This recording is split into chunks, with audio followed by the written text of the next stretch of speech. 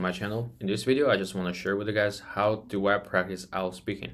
I so happen to prepare for my IELTS speaking because my test is around the corner. And what's funny is that some people actually DM'd me the other day wanting to know how to practice. So here it comes. First of all, I think it's really important to understand that IELTS speaking test is a conversation. So all we need to do is to make a conversation with the examiner.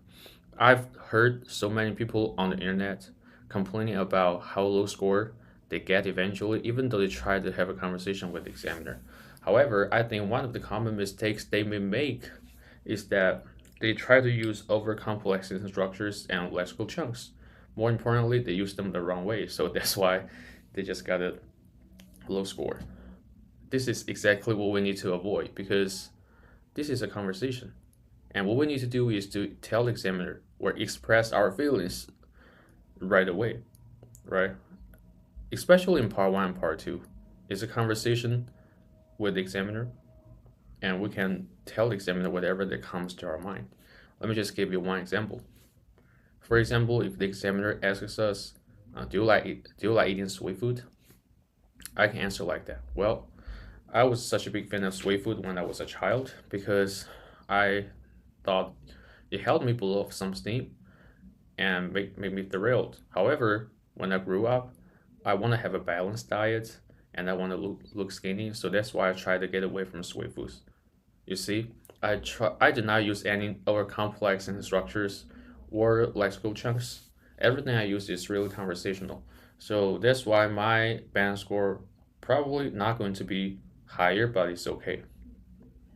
So that's why I think in part one, part two, which is simply answer the question. All right, wait.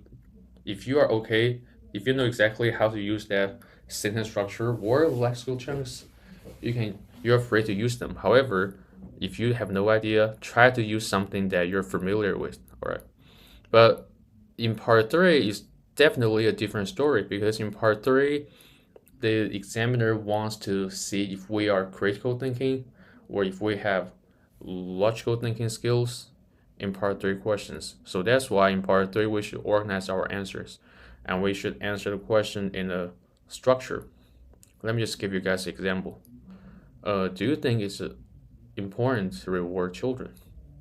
Well, I do. It's absolutely crucial to reward children because it just gives them a sense of motivation.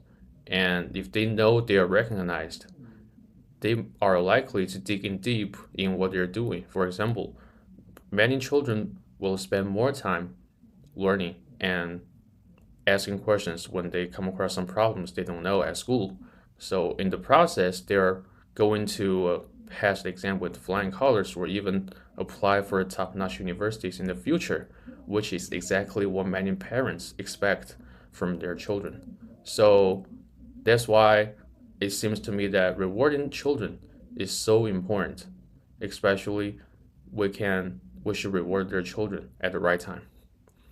As you guys can see, when I answer that question, I do not answer the question randomly and casually.